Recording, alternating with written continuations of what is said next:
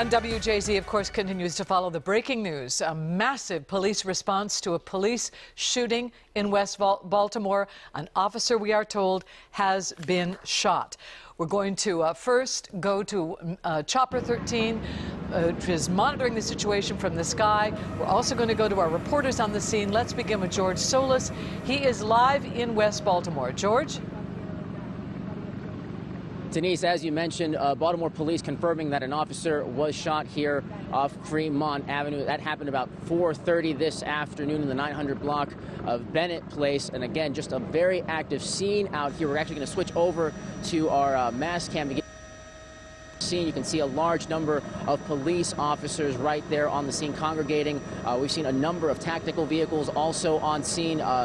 Around that perimeter, they have closed off. Fairly wide scene out here. Foxtrot continues to circle above us and around the area, presumably searching for someone. We suspect that it's a gunman in the area here. We're also told that the police commissioner and the mayor arrived at shock trauma to get a condition on that officer that was shot. We're also told that federal agents have arrived here on the scene further down the perimeter. Again, this is a very fluid scene. We're seeing a number of police cars coming and going from the scene, as well as people on the street out here monitoring the situation. They're not allowed to cross this perimeter either. Again, very fluid situation that's developing out here in West Baltimore. And again, as you mentioned, police confirming that an officer was shot here in West Baltimore. That is the very latest. Send it back to you. George, thank you. Now let's go right to Chopper 13 over the scene with an update for us. Captain Jeff? Well, we've just been asked to back off a little bit. We'll still be able to give you a shot, but that gives you an idea how intense this search is on the ground. And the search is encompassing, as far as we know right now, at least 6 city blocks. And that is, the whole scene here is a couple blocks to the west of Martin Luther King Boulevard, just north of West Franklin Street. It runs from Franklin Street to the north along Fremont Avenue on the east side and Schroeder Street on the left side. The focus of the investigation right now focuses around Bennett Place, which is about a block north of Franklin Street. You can see it's very well lit down there. Lots of police officers down there. Everywhere we look around West Baltimore right now, especially in this area, we're seeing a lot of police activity. The Foxtrot helicopters flying around, and even they've been asked to climb up a couple hundred feet to get the noise signature down a little bit so they can concentrate on this investigation. And like we've been reporting, about a mile away from here, there's still a little bit of police activity along Martin Luther King Boulevard, where there was an accident that we understand was related to the transport.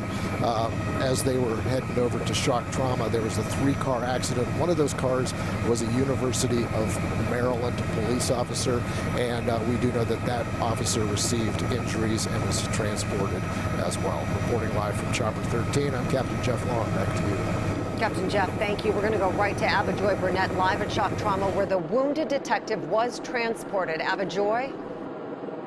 Mary, good evening to you. We have been told that both the police commissioner and Mary Catherine Pugh arrived here at shock trauma not too long ago to be with that victim. Sources tell WJZ that the victim who was shot in this officer-involved shooting was indeed an officer of the Baltimore Police Department. And excuse me, I'm going to look back here because I'm hearing some noise back here, and I want to ensure that we are not missing anything that's going on. But what I can tell you, I want to paint a picture of the scene down here at shock trauma for you. There is an immense police presence here on the main roadway in front of shock trauma, and also in the alleyway. In the alleyway, that's usually where the victims are transported via ambulance. So at this moment, incredible presence here, blocked off traffic.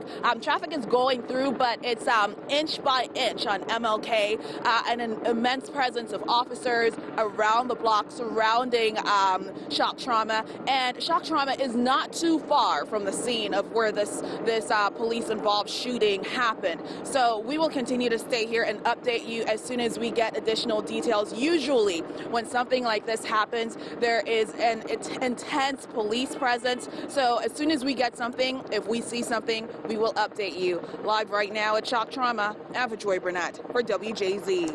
Thank you, Avajoy. We're going to go back now to Devin Bartolotta. She is also near the scene where we can now confirm a police officer was shot. Do you have any new information for us, Devin? Well, Denise, we are at North Schroeder and we are at Edmondson Avenue. You might have noticed that we have moved since we last checked in with you. We used to be on Bennett Place where this incident actually happened. It happened on the 900 block of Bennett Place. Police told the media to get out of there. They told us to back up, so we of course moved to a safer distance. But I want to tell you what we saw when we were on Bennett Place. We saw officers with their guns drawn. We saw another officer visibly upset, crying and getting into another officer's car. And then right before we left, we saw a heavily armed police rescue vehicle moving in to Bennett Place. That's whenever police told us that we were in a hot zone, we needed to get out, and we moved. So police have advised us to stay a safe distance away, but there is still a very, very heavy police presence here. We're still seeing officers with their guns drawn, kind of taking cover behind some of these buildings without giving away too much of what they are doing here. But so far, that's all we're seeing here at Edmondson Avenue. So we're going to send it back to you on TV Hill.